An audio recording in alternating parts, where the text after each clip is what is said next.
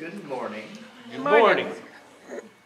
This morning we are in the 7th and 8th woe of Matthew chapter 23. As we say that though, I do want to just remind us that while we break these down and we have broken Matthew down into 5 or 6 verses or 10 verses when I was feeling really froggy and those sorts of things. This is all one continuous thought. Matthew is answering the question, is Jesus really the Christ?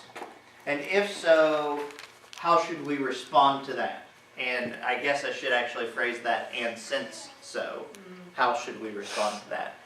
Matthew is making an apologetic, not apologizing, but apologetic, in which he is defending and trying to explain that Christ was Christ. That is the bulk of this, and he is now showing how, and in this, because I haven't had a chance to say it yet, what this is illustrating is, back in Isaiah, Isaiah talks about how the Messiah would be rejected, how he would have to suffer. So this suffering and how he is being rejected here by the establishment and having that back and forth with them is in itself a part of that apologetic. It is a part of showing that he is the Messiah partially because he's suffering. Now that's going to play into this last woe a little bit, but I also want us to remember, because unfortunately I've had to chop off some of what comes after this that fits intentionally nicely, almost like Matthew had a plan and was being led by the Holy Spirit. Imagine that. So next week what we look at, and the week after that, I think, if it breaks down the way I think it will, then as you look at it, just know that it's all kind of a continuous flow, and unfortunately, because of my inability to say things succinctly, I think inability, maybe it's a blessing, I don't know, then there's no way that I can do a sermon of that whole chunk and us not just roll on over into tonight's Sunday night buffet Bible study. So, in an effort to kind of get across, and because I recognize that the mind will only retain what the seed can endure, we're having to break it down into chunks. But try and keep that on the sticky side of your brain. So with that being said, we're in Matthew chapter 23, verses 13 through 33. Though the section actually should go to 36, but I just know we're never going to get there. So, verse 13. But woe to you, scribes and Pharisees, hypocrites, because you shut off the kingdom of heaven from people. You do not enter in yourselves, nor do you allow those who are entering to go in. Woe to you, scribes and Pharisees, hypocrites, because you devour widows' houses, and for a pretense you make long prayers. Therefore, you will receive a greater condemnation. Woe to you, scribes and Pharisees, hypocrites, because you travel around on sea, land, to make one proselyte. And when he becomes one, you make him twice as much a son of hell as yourselves. Woe to you, blind guides, who say, whoever swears by the temple, that's nothing. But whoever swears by the gold of the temple is obligated. You fools and blind men, which is more important, the gold or the temple that sanctified that gold? And whoever swears by the altar, that's nothing. But whoever swears by the offering on it, he's obligated. You blind men, which is more important, the offering or the altar that sanctifies the offering? Therefore, whoever swears by the altar swears both by the altar and by everything on it. And whoever swears by the temple swears both by the temple and by him who dwells within it. And whoever swears by heaven swears both by the throne of God and by him who sits upon it. Woe to you, scribes and Pharisees, hypocrites! For you tithe mint and dill and cumin and have neglected the weightier provisions of the law, justice, mercy, faithfulness. But these are the things you should have done without neglecting the others. You blind guides, you strain out a gnat and swallow a camel. Woe to you, scribes and Pharisees, hypocrites! For you clean the outside of the cup of the dish, but inside they are full of robbery and self-indulgence. You blind Pharisees, first clean the inside of the cup and of the dish, so that the outside of it may become clean also. Woe to you, scribes and Pharisees, hypocrites, for you are like whitewashed tombs, which on the outside appear beautiful, but inside they are full of dead men's bones and all uncleanliness. So you too outwardly appear righteous to men, but inwardly you are full of hypocrisy and lawlessness. Woe to you, scribes and Pharisees, hypocrites, for you build the tombs of the prophets and adorn the monuments of the righteous. And you say, if we had been living in the days of our fathers, we would not have been partners with them in shedding the blood of the prophets. So you testify against yourselves that you are the sons of those who murdered the prophets. Fill up then the measure of the guilt of your fathers, you serpents, you brood of vipers. How will you escape the sentence of hell? If you would, pray with me. Father God, we thank you that you are the one who is the Almighty. We would just ask that you would help us to realize that who we are matters, not just what we do. God, help us as we examine this text to rightly divide it and to be able to apply it to ourselves so that we would not be people who you would be giving woes to. God, help us to not be people who oppose you even in a way that is quiet and not a very open rebellion. Also, throughout the course of the sermon, God, help me to remember that just in the same way that you have me taken care of, that you also have my children. God, I would just ask that you would allow me the ability to focus on the task of giving your word the way it needs to. And in your name I pray. Amen. Amen. With that being said, last week I spent a lot of time on one of the two that we were looking at because they are very similar in their meaning. Much the same as this week, the two have kind of similar meanings. But we're going to touch on the one I didn't just a tad, and more so that you'll see the connection between that one and this one that's coming. So in verse 25, he's talking about, woe to you, scribes and Pharisees, hypocrites, for you clean the outside of the cup and of the dish, but inside you're full of robbery and self-indulgence.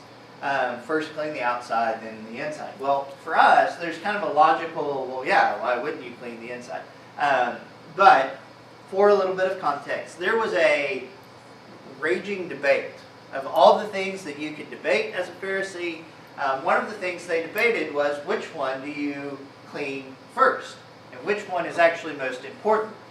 What your hands are touching or what your food is touching. Which for us, there's kind of a logical of, well, why don't you just wash it all? But there was, the way in which they thought about these things is there was a protocol for how you washed. Much like, and we talked about this earlier, there was a protocol for how you washed your hands if you were going to be pure. And you had to, and then it was, and there was this 12-step process to washing your hands. And then in the middle of the meal, you got to repeat it, and at the end of the meal, it shouldn't surprise us then that they're debating well, if you start with the outside of the cup, then, you've washed off everything that would make your hands unclean so you could wash the inside. Or then there were those who were like, but you would start out with your hands clean, so you should start. So there's this raging debate. And Jesus is not actually coming down and saying, okay, let me weigh in on your petty debate here. What he is doing is he's making a clear analogy. And he's making something that I think we all pick up on is that he's not talking about cups and plates anymore. What he's now talking about is in who you are, in what your character is, Pharisees. You're all concerned about getting the outside looking all nice and spiffy and shiny and presentable and letting everybody see that you've got it together, while inside you are a wreck. And you should just own the fact that you're a wreck. Not in the sense of be okay with it and stay there, but own it in the sense of, why don't you get that taken care of? And there's a certain bit of wisdom in that, just a certain bit, that who we are dictates what we do. And that's what Jesus is getting at. If you would get your heart right, then your actions will flow from that. Jesus in other places has said, it's not what you put into your body that defiles you, but what comes out of your mouth that defiles you. Because whatever you put in goes right back out, but what comes out of your mouth comes from the heart. And what he's getting at is the same thing we're making the point here. If you correct your heart and you get righteous with God, then what flows out of that will be righteous behavior. People who tell me, well, yeah, I'm a Christian, and they never go to church, they never pray, they never read their Bible, they never are even remotely nice. You know, just any of the things that Christians should be marked by are void in their life. I have a really hard time believing you. But if you tell me, well, yeah, I'm a Christian, and you just are doing everything that, I have a lot easier time believing you. That's the way Christianity works. It is about who you are, but it is also about what you're doing. But what you're doing is supposed to flow from who you are. And Jesus' point here is, yeah, sure, okay, you're getting the outside clean, but you're drinking a camel. You know, and there's a certain bit of ridiculousness in that, I get it. But he's also making a word play, and we talked about this last week. The difference between gnat and camel in Hebrew is the middle two letters are reversed. If you switch them around, you get the different word. So it makes for kind of a funny word play. Jesus has a lot of puns, by the way. I've pointed out some of them, but we've overlooked some of them because he'll be in the middle of just really going at it with the Pharisees, and he'll make a great one-liner. But because I don't want to lose the punch of what he said, like he has some great one-liners. He could easily host one of those late-night talk shows where people say things and you're like, oh, that was so funny, and then you remember it because it's so, the way he says it just sticks with you. One of my favorite YouTube channel things, and about the only one that I will spend time to go and actually watch, is called Lutheran Satire. Now, their theology is not always correct because clearly I'm not Lutheran. And some of the things I really take issue with. But their tagline is something to the effect of explaining the truth with sarcasm, or teaching you truth by being funny about it. Jesus sometimes uses that approach. And the camel gnat thing is one of those. Because it would have sat in people's minds, and I can see the crowd going, oh, that's a good one. And then they would have remembered it later on. So in that, what Jesus is getting at is your outside, sure, you can behave well for a while. But eventually it breaks down because the uncleanliness of who you are defiles everything else. So with that being in mind, he's talking about, so clean the inside of the cup, and the outside will also become clean. Well, that doesn't work if you're just washing the cup. If I wash my coffee cups inside, it doesn't clean the outside. But with people, again, if I am who I should be internally, if my heart gets right, then my behavior gets right. So he then ties that with verse 27.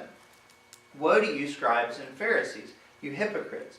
You're like whitewashed tombs, which appear beautiful outside, but inside are full of all dead men's bones and all uncleanliness. This is an incredibly poignant illustration for the time frame that we're talking about. And I don't mean just the year. It is Passover time for Israel. Jesus is actually going to die on Passover. Which is intentional, and when we get there, we'll get there. But he is the Passover lamb. And one of the things about Passover is that this is one of the 2 times a year that the bulk of, at least the males in Jewish society, come to Jerusalem. And they come to do all of their sacrificing. This is the equivalent of kind of Christmas and Easter in Baptist churches and modern day churches, where people who normally don't show up at the temple show up.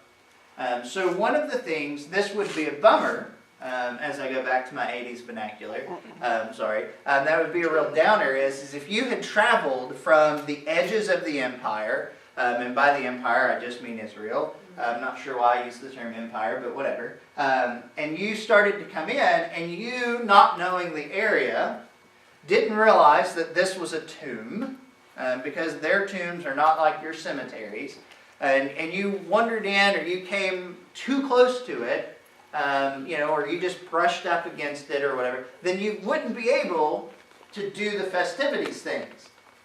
And none of your traveling companions would be around you because you're unclean. And if they hang out with you, they're unclean. So you would have made all of that grand effort with your resources and your time just to go sit over here on some side mountain all by yourself. So, as a society, the Jews wanted to make sure that that wouldn't happen. And they were very particular about trying to make sure they avoided the things that would make them unclean, at least externally.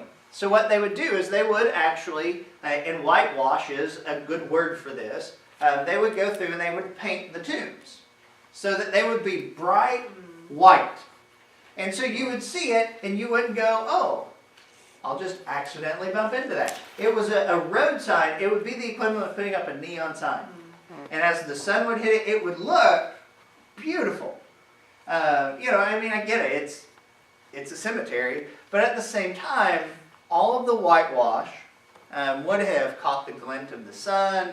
It would have really stood out against the backdrop of all of the kind of blandness that would have been the landscape. So you can see how this would have been one of those pictures where somebody would have gone, that's really pretty. I mean, I get it's a tomb, but that's really pretty. That catches one's eye. There are some pictures of down in Louisiana where they have those sprawling cemeteries where some of those pictures are really pretty. Some of the decoration that's there, if you didn't know what you were looking at, you would go, well, that's kind of artistic and pretty. Because I do that knowing what I'm looking at. And I don't really think I'm morbid in any sense. But in the process, what Jesus is getting at is that's you. You look all nice and pretty, but inside, you're to be avoided. What Jesus is saying is so potent with meaning and so pregnant with meaning, because what every Jewish person who is sitting listening to Jesus drop the Pharisees with these 8 woes is remembering and looking out, and they can just simply take their eye and go, oh, he's talking about one of those. We avoid those. And that's what Jesus is conveying. Because I have a feeling by this time, most of the scribes and Pharisees have had their little feelings hurt and have since walked off. That's my take. We don't know if they're still listening or not, but I just have a feeling that they're going to the back room now. The back room to plot his demise. That sentence shouldn't have been that hard to say. But that's the notion of what I think is. So when Jesus is saying here is, you need to avoid them just the same way that you avoid the tombs. If you hang out with them, you're going to get defiled too. And we know this. If we hang out with people who are just following the rules, we get off the mark just the same. As if we're hanging out with lawless people. I'm going to use the term antinomianism sometimes, and I'm not going to on purpose. But what that means is against the law. They are, I'll do what I want when I want to do it, the way I want to do it, people. Versus those people who follow the rules, but don't really have any real relation. It's an external thing. Sometimes you get your children, and they'll clean their room, but they don't want to clean their room. They don't understand. They don't love cleanliness the way that you do. They don't love organization the way that you do. They just are obedient because you're going to ground me if I don't. Dad's going to get mad at me because I made you mad. Okay, because that's the way it works. Because I can't really tell my children to clean their room. I'm just going to own the fact that organization not always my strong suit. Luckily, I am married to an organizer. It works out well. But anyways, that's over there. So what he's getting at here is you look good, but your looking good is actually just a testimony to your badness. Because you're so concerned with people seeing that you're following the rules. This is one of those things that I watch for to really decide if people are good or if they're just well behaved. With the difference being, Is it intrinsic or external motivated? Are they well behaved because that's what's expected of them? I have certain friends who have children who are very well behaved because they know they don't like the punishment that comes when they're not well behaved. But they don't. If you took away the punishment, you would take away the well behavedness. And I think for the most part, that's a lot of people. If we were to say, as a society, we're no longer going to attach a stigma to this. More people do this, right? I mean, we tell people homosexuality is not bad. And oh, look, all of a sudden, you see a very quick, steady increase. That's an explosion.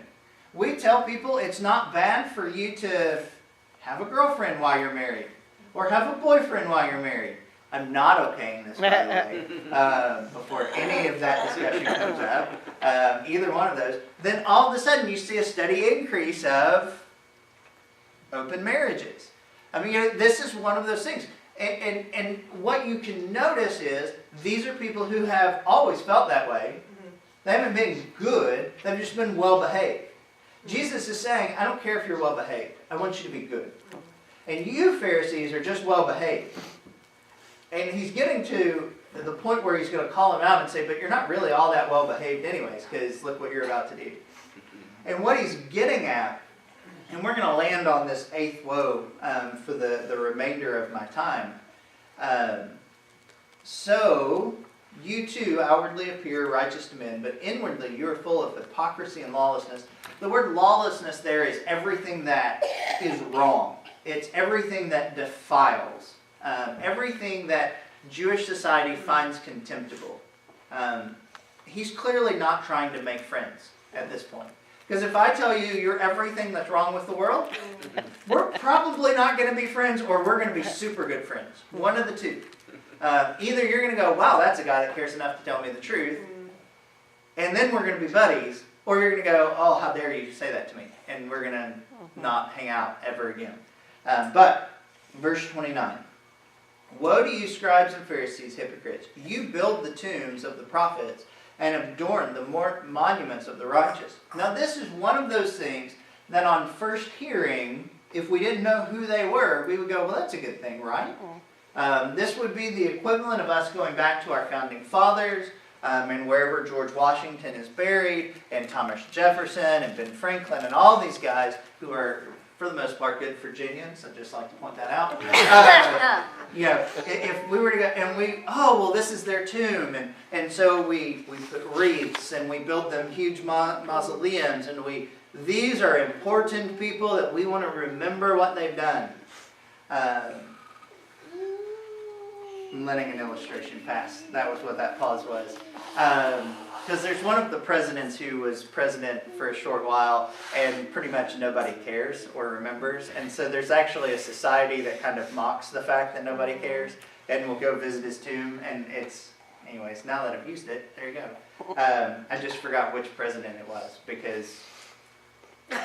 but these are those, this is that type of people. They would have gone back and built his tomb. And what they did, as a way of trying to show their righteousness versus everybody else's, who in the past have always been horrible, no good, dirty, rotten scoundrels, but we, who are great people, have it figured out. What we'll do is we'll go back and we'll make up for their mistakes.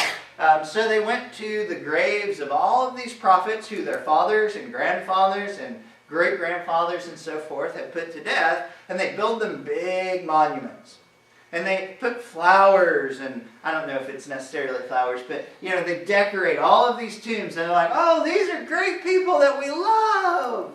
And if we had been, we would be with them. We love them.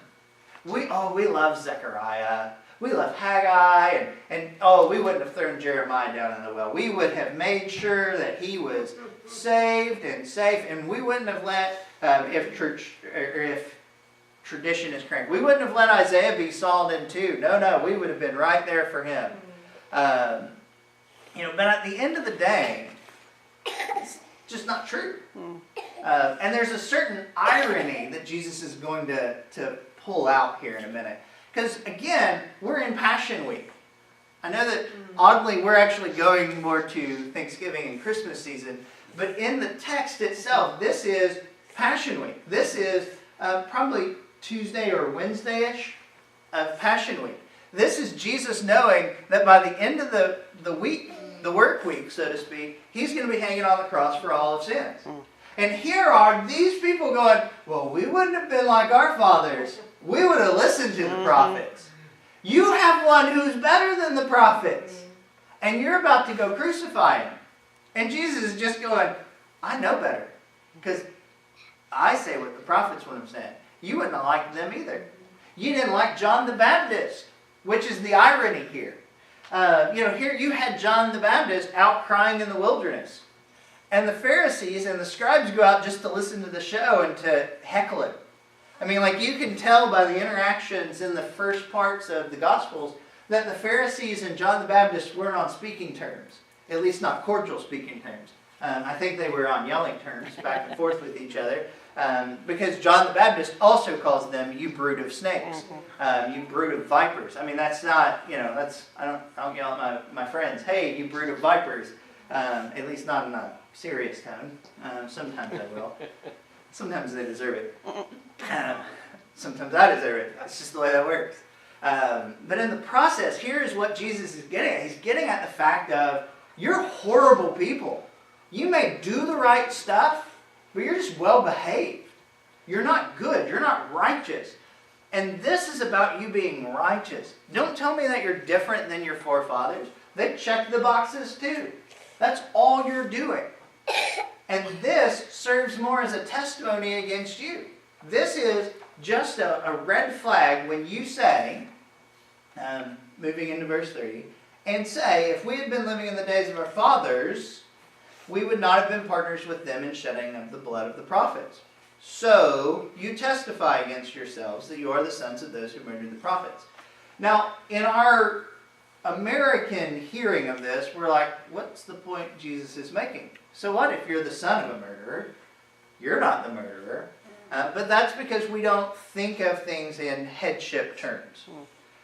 In your family, if this were a society that thought in headship terms, if America was, because Israel was, then what your father did or didn't do reflects on you.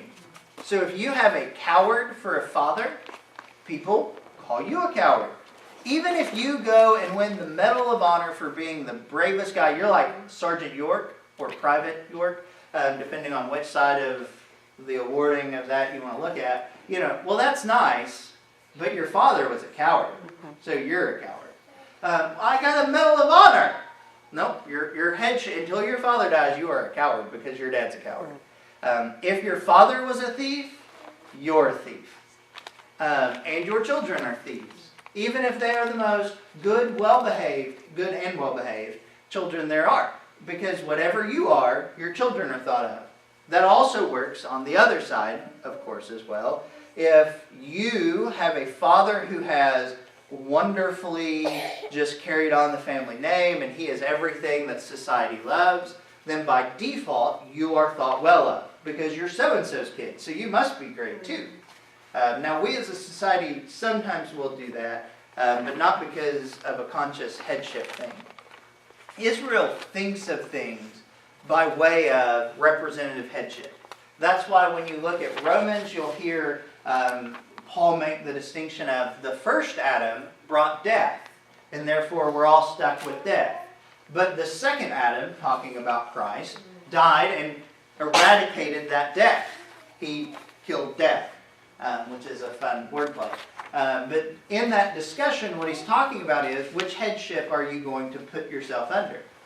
The natural one, which is death, because your father was bad, Adam being bad, and he has given you a bad nature as a result. Or are you under the headship of your father, Jesus the Christ, who has given you a new nature, which is now put back together whole and good? Which one are you? And when these Pharisees say, well, we wouldn't have been like our fathers, what Jesus is getting at is you're testifying you're from the same brokenness, you're from the same needy place that they are. what you're doing is you are equating that you are their offspring instead of the offspring of God. What pushing here is you are just as bad as those who killed the prophets. So what you need to do, verse 32, fill up, make complete then the measure of the guilt of your fathers. And what he's getting at is, you've got one more prophet to kill. And right here I am, guys. You've got one more that you need to take out. You might as well make it complete. You might as well perfect it. Not in the sense of by killing me, the Son of God, the great prophet, that this is like the great, 100% on the test. But this is, if I pour a little water, and then my son pours a little water, and my grandson pours a little water, clearly we're going in the future now, and my great-grand, then eventually whatever we're pouring the water into gets full and overflows. That's perfect. That's complete. That's fill up in this picture. And what Jesus is saying is you might as well just end the cycle by putting the last nail in the coffin, which is a really awkward example, I know, but I intentionally kind of chose it, but it's awkward when we're talking about the fact that what Jesus is saying is, you should just go ahead and let's get this done with it. Go ahead and kill me, because that's what's going to make this complete. And what's going to make it complete is when I die for the sins of everybody who's ever been. And that's what he's driving at. He's saying it subtly, and I don't know that everybody around would have gone, oh, he's talking about they should kill him too. I don't know that connection would have been made on that side of the cross. But on this side of the cross, it's something that I think would or should be near impossible to miss. That what he's getting at is, you should kill me too, because I am the last of the prophets in that sense. Now, next week we're going to look at what Jesus is going to say, and there are some extra comments I want to throw in. But he's going to talk about, you're going to kill everybody else that's on the side of righteousness, and you're going to follow just the same. You are horrible people, and you might as well just finish out this cycle. This is much like when Abraham, wrong father. When Abraham is going through and he's hearing God promise, you're going to settle in this land, but not yet. And the reason is not yet is because I have to let the Canaanites fill up their evil. They haven't quite topped it off yet. So then that way when I judge them, there'll be no excuse. That's the same thought that's being brought over here. Is God is allowing the Pharisees to condemn themselves. He is allowing them to place themselves so that they have no choice but to be judged. And he is letting them run with that evil. Now that strikes us sometimes in a sense of, well, God, you're the fixer of evil. And that's what he's looking at. He's looking at, when you run your evil and you do your worst, I'll do my best. My best is the cross. Your worst is just to condemn yourself. That's the picture that's here. It leads to the ultimate justice, to the ultimate salvation. But it seems awkward to get there. But then he goes on, you serpents, so again, we're not winning friends. You brood of vipers, how will you, though technically it's how would you, because it's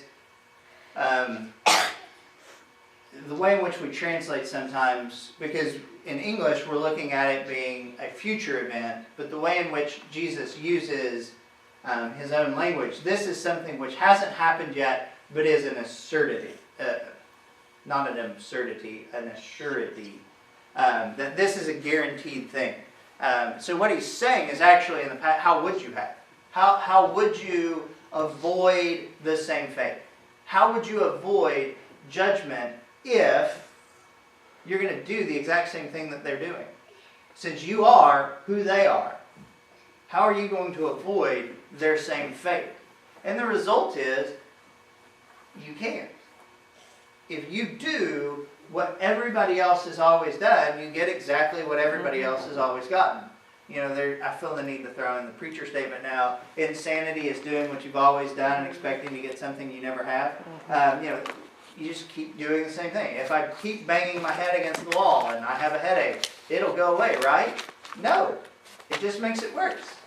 That's this. So then how would you escape the sentence, the judgment of hell? And he uses a term here, and we've talked about it before, of Gehenna.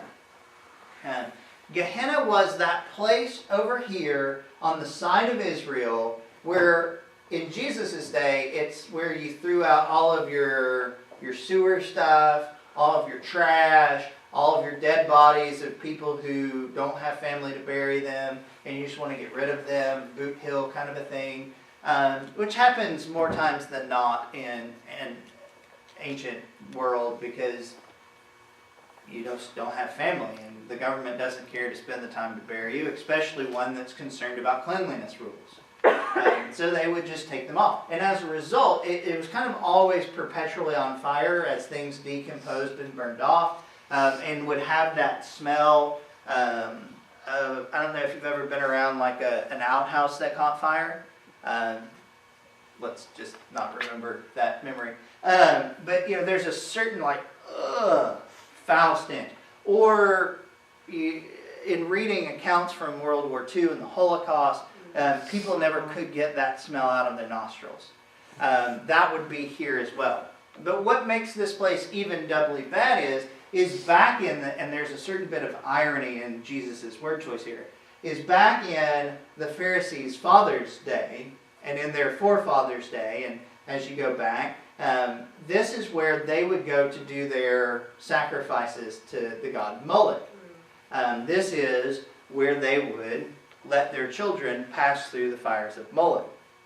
And there's some debate of how that would work, but for the most part, it involves burning your children alive. So you can imagine that this is all things uncleanliness. So what Jesus is saying is you're going to get that. That's the picture of what you're going to be. That is when he uses this term for hell. And it happens semi-regularly. Some translations will now translate them so that you catch the shades of meaning. Most will just leave it hell to avoid the confusion. But that's the picture he's using. That's a place of utter contempt and condemnation. Not the word that I was going to use, but again, some small ears, it's the better word choice. And that's the place where everything foul, there's nothing redeemable about that. Nobody would have even tried. There's no point in it. It's so far gone. It's so contestable. We just have no use for it. We'll go around Lily Moon's pond to avoid it even. I don't know who Lily Moon is. Not important. I think it's hard.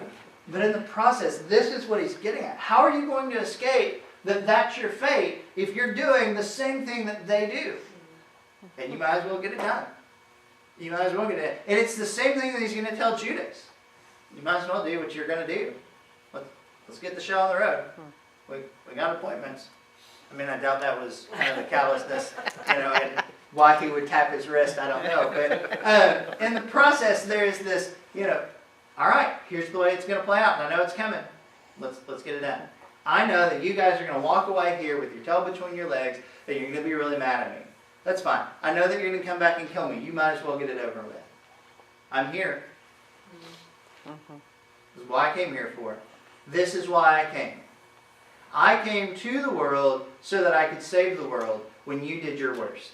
I'll do my best, and you'll see that I win.